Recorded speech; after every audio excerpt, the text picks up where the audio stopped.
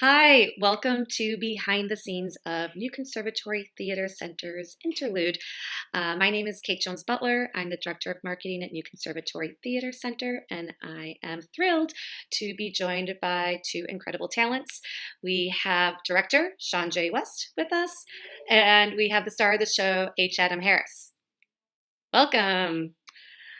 So, Interlude was written by Harrison David Rivers, and it will be premiering on NCTC's virtual stage in March. I have lots of questions for you both, so let's dive on in. My first question is, what attracted you to this project, and how is it different from previous productions you've been involved with? Whoever wants to go first.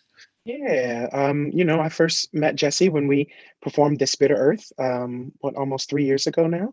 And so it was a fantastic time to be in San Francisco and to be there with you all. I'm currently in Minneapolis, which is where I live. And yeah, I just really, really sort of loved the character of Jesse and was really attracted to the idea that Jesse was coming back and was going to take an opportunity to sort of not necessarily write, he's a writer, but to speak about what the state of the world was at this moment. And I thought it was just such a great moment where the art of the thing and the way we had to make the thing were meeting in a really beautiful way. That you'll get these transcripts, these dispatches from Jesse's sort of world in Kansas City. So I was really inspired by that, and I'm super excited to be hearing and bringing Jesse's voice alive again. Hello. And for myself, I think what attracted me was telling uh, Black gay stories. So that's always a magnet for me. I just love having that experience being more prevalently presented. So that was a big driver for me when the artistic director at Decker approached me about the project. I was like, oh, yeah, on it. Great. H, you touched on this a little bit, but a lot of people might not know this character originally premiered in This Bitter Earth, also written by Harrison David Rivers. Can you tell us a little bit about the background of this character from that play? And also, it clearly resonates with you. Yeah. So, anything? Jesse, This Bitter Earth is a play that doesn't necessarily happen in a linear fashion. Jesse meets a beautiful man by the name of Neil Finley Darden atop a statue of George Washington in Union Square Park. And this is a white man who is spouting Essex Hemphill, Jesse's favorite poet. And that sort of sparks this relationship that really changes Jesse's life. It's a really profound love that is life affirming and life challenging. Like Neil Finley Darden challenges him and he pushes him. And the Jesse that we meet in This Bitter Earth is struggling with a lot about like, what does it mean to be dating a white man? What does it mean to be dating a white man who is an activist, who shows up at every Black Lives Matter march? Like, when Jesse feels like his activism and the way he moves through the world is different. And so this Bitter Earth really sort of just looks at their love affair and looks at what that love looks like. And, can love really sort of be the thing that holds people together when there's so many forces trying to pull apart relationships, love-based relationships, queer relationships, gay relationships. There's so many things that don't want these two men to love, and but they do. And of course, there's a tragic ending. Spoiler, but you'll hear that in Interlude. Neil dies closer to the end of the play, and I think what is really exciting about where this play is picking up is like, where is Jesse in this world after this man was so pivotal to his understanding of himself and to who he wanted to be. It's a powerful thing to be seen and to be loved when you're seen. And Neil was definitely that. And so I think that play sort of spoke to all of that. And this play is speaking to what happens when that love disappears. And then the state of this world, right? We're talking today and a new president has been inaugurated, and I certainly am like, it's sun, I feel the sun. But I think this play really looks at that time where there was only darkness, when darkness felt very heavy, and the sun didn't seem to shine as bright. Totally. New president. On that note, one of the things I love about Interlude is that there's so many topics that I think so many people will relate to, from being in the situation we are now to him sheltering in place with his parents. I'm curious if there are pieces of this that are personal for you, and you as well, Shanjay. If there are any parts of the script that like really resonate, like hit home. Yeah, I mean, there is Harrison has a very unique sort of ability to sort of capture, I think, so much of our lives in words. And I think that it's hard to sort of read this play, perform this play, or experience this play and not go like, oh, that's me. That one's for me. And I feel like, every time I pick up a Harrison David Rivers play, and particularly this character Jesse, it's been speaking to me in profound ways. I think Jesse's relationship with his parents are very similar to the relationship I have with my father. I have not. I went home for a brief period to visit my dad during the height of COVID, and it is a. Jesse says it's a strange thing being in the house you grew up in. And when I go home, there's like an HAH that I at one point in time in a fit of pique, just like carved into my doorway to make it clear that this was my room.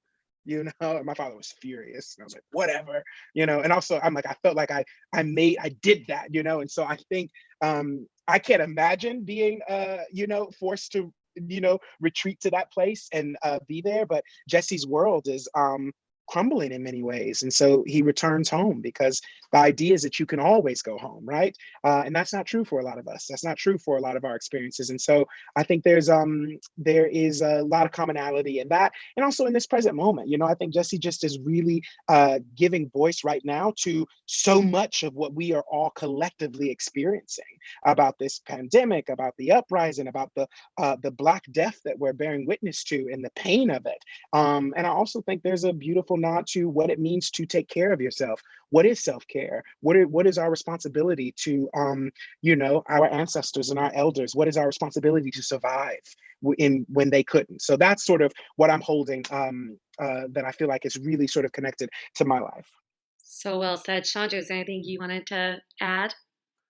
I would say for me, I think the part that resonates, a great part that resonates for me is the isolation. Even though he is with his family, he's still isolated, and the reality of being left with your thoughts and nowhere to really share them, communicate them.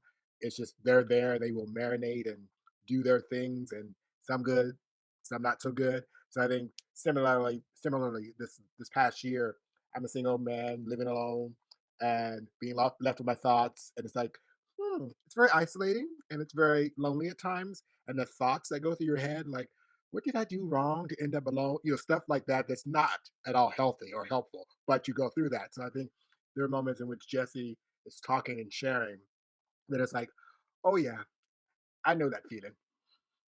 Yeah. 100%. Yeah. So, Shanjay, this is kind of, I guess, well, everyone in the arts has been dealing with this past year, but I'm just, as a director, what is it like to direct virtually and also direct a solo piece? I imagine that's much different than working with an ensemble. Well, full transparency. Full transparency. Virtually is challenging. Like I work a regular job Monday to Friday, and we're on Zoom a great deal. So I'm a little tapped out when it comes to the whole Zoom experience. I think when it comes to being creative on Zoom, this has probably been the best experience because it is just one on one, and then the technicians behind the scenes. I could not imagine having to do this with multiple people and trying to communicate direction, because we're very in person type of people, and that aspect of not being able to be in the room with someone to say, I need you to feel this, I need you to express this, because right now we're acting for the camera, which is different than acting on stage. And I think a lot of folks are having that challenge of shifting that. So I think that's been the greatest challenge, is having to communicate to folks. This isn't the same thing as when we were on stage, and it has to be different. And I think we're all trying to learn that difference, some successfully, some still learning it. And I think that's the aspect. And with Interlude being more of a radio piece, I think the great thing about that is the audio. The audio on that is being really clear and understanding that journey for me. So as a director, it has been challenging, but it has been a very welcome challenge in the sense that getting to just be one on one with an actor, very few times you actually get that a lot with no interruption. So, yes. That's great. I Speaking of challenges, I imagine as an actor, I'm so curious about what that's like to know that your performance won't be seen visually. I've seen you on stage, and you are a very like physical, like emoting presence. So I'm just trying to even get behind that process of what that's like.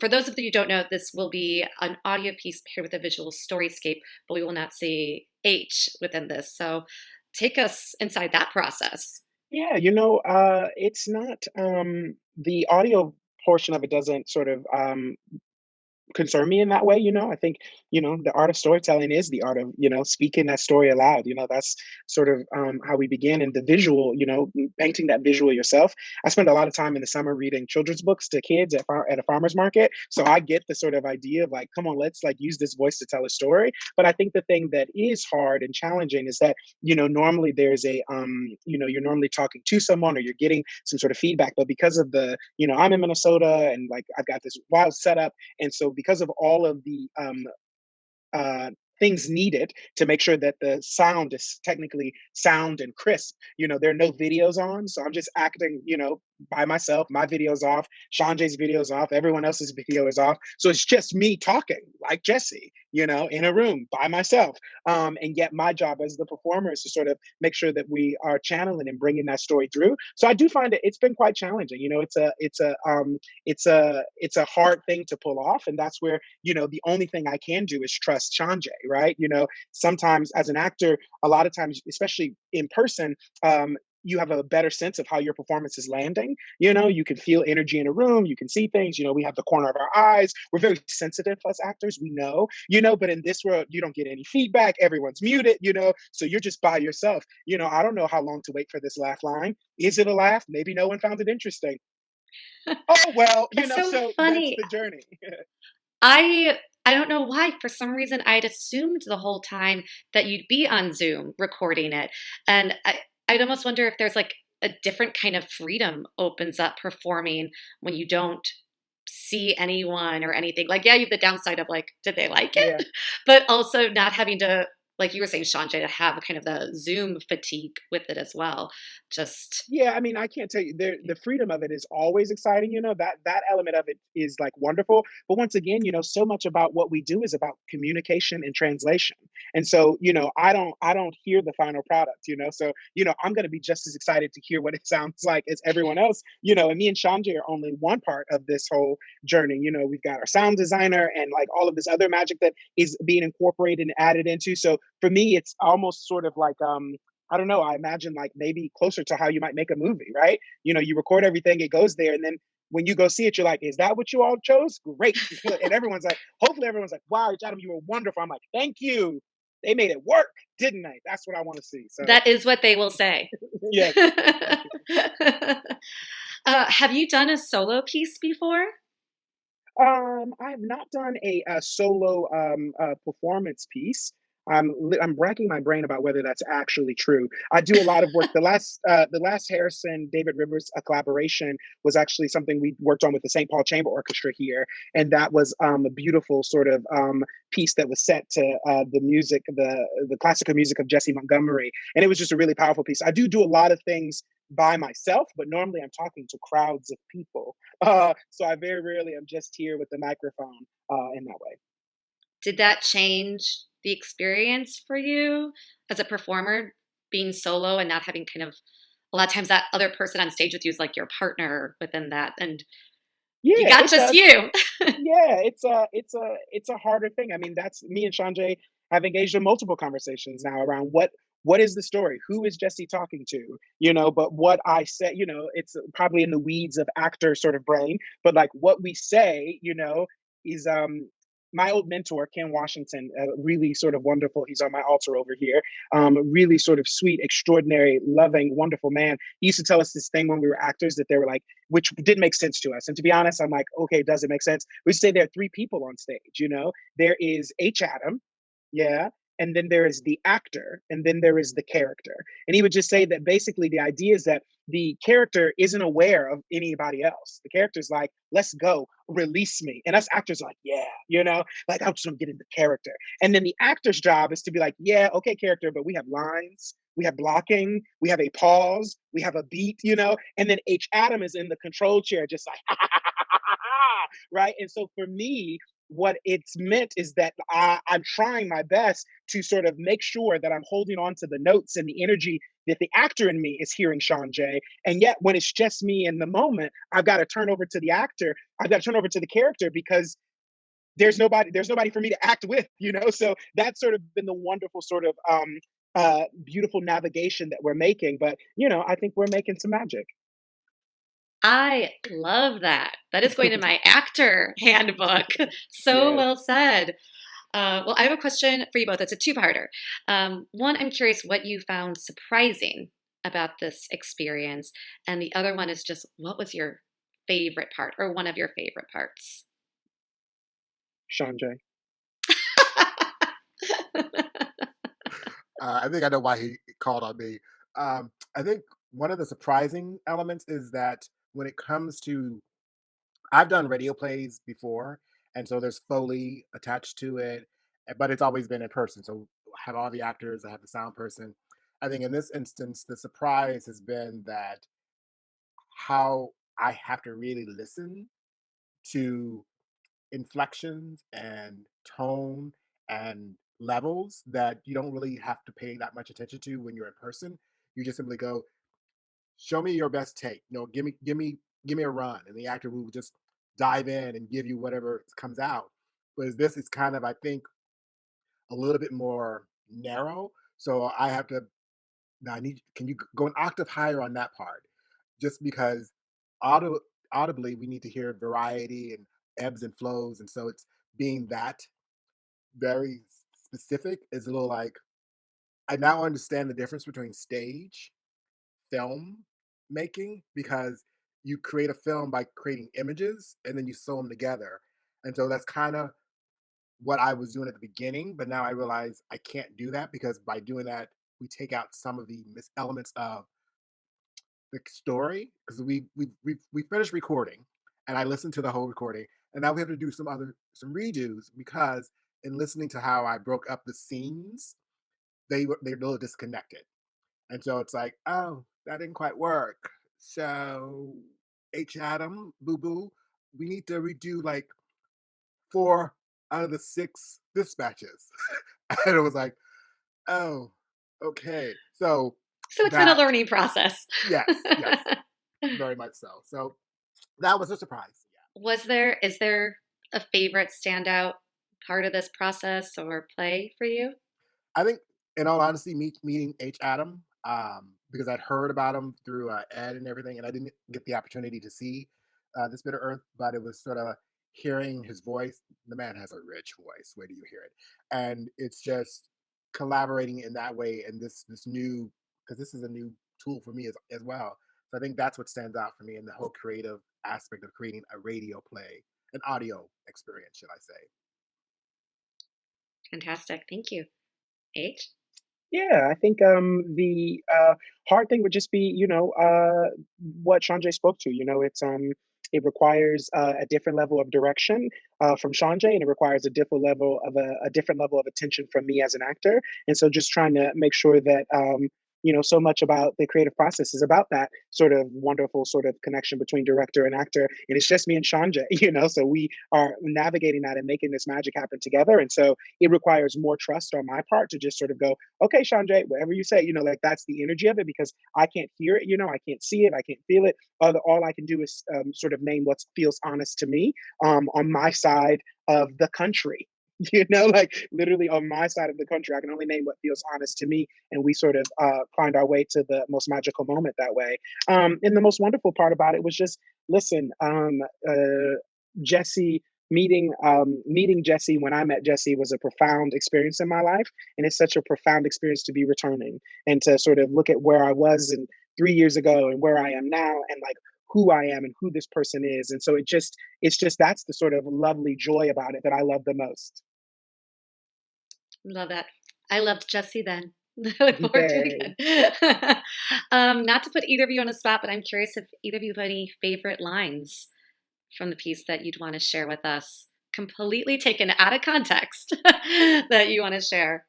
The whole thing is like my favorite. I would say that the thing that has stuck with me the most is something that Jesse says becomes a thing that sticks with him a lot, which is Jesse talks about being young at one point in time and going to school and having to deal with a lady called the self-esteem lady and who taught them this song. And I sing the song to myself. I've been singing the song to myself a few times. I am totally awesome.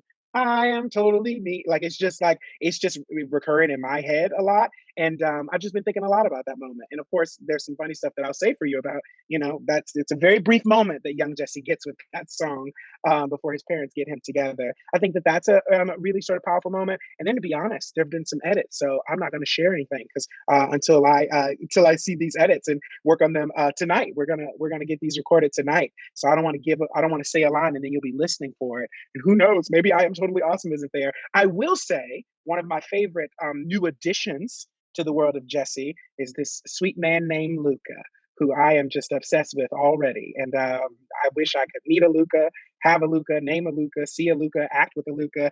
So does Sean J. But I I will have say that such a there's visualization of Luca too. okay, good, good, good, good. I would say there's moments. They're just Yeah. moments that I'm like, the moment he talks about Luca, that's one of my favorite moments. The moment he talks about uh, Neil and him not being there, like that's a moment for me. I think there's a moment where, as a child, he confronts, like, or he's confronted with racism, and I'm like, huh, I remember that as a kid. So there's just moments that are like, yeah, I'm glad those are there. So yeah. Yeah. Well, speaking of moments, I'm curious if you have any intentions or what you hope audiences take away from this piece in any way. If they were to listen to this and leave thinking any one thing, what would you want that to be? I mean, I think ultimately for me, it's been the sort of journey over these six uh, um, transmissions, dispatches, this interlude. The journey over this interlude, I think, is so much a journey inward, and a journey towards discovery, and a journey towards self care, and a journey towards healing. And I think that that's sort of what I'm sort of taking away from it, I think the very act of going on this journey with Jesse is healing for me in many ways. And so I'm hopeful that it offers a bit of healing. And also that I don't know, Jesse is a singular character to me. And so I think what a beautiful opportunity to hear that singular character speak to this present moment. Um, yeah. And I would say for me, it's kind of what I look for in every piece that I do is an element of hope. So that no, regardless of what is going on in the world of the play, going on in the world itself, that we must always strive and retain and grab on to hope. And I think throughout this piece, though Jesse is going through it with still dealing with the loss of his lover, being home with parents that they're on two different wavelengths, that sown throughout this is this piece of hope that even in our darkest moments, even in our most frustrating moments, even in our moments of self doubt and doubt of the world itself, we must and always be able to see that little glimmer of hope, and that no matter what, we will get through it. We may not get over it, but we will get through it. And I think that for me is what there's a part of the play in that I always get choked up on. And it ends on an interesting the way it ends, but it still chokes me up just the way it happens, that there is still in this loss, this hope. And so I think that is what I would like people to take away when they listen to it, is that there's this piece of hope, even though this person's in pain, there's hope. I love that. I imagine that was also a big factor for Ed Decker, our artistic director, when he chose this piece, because that tends to be a really important element, especially now, of finding hope through art and through work that isn't necessarily, you know, it's not a comedy by any means, but you could still find that spirit in it. So thank you. All right, I'm putting you on the spot again with another tricky one. If you could describe Interlude in 3 words, what would it be? It doesn't have to be three. If there's one, go for it. But it can't be Interlude. That can't be your word. Isolated magic flowing. Ooh.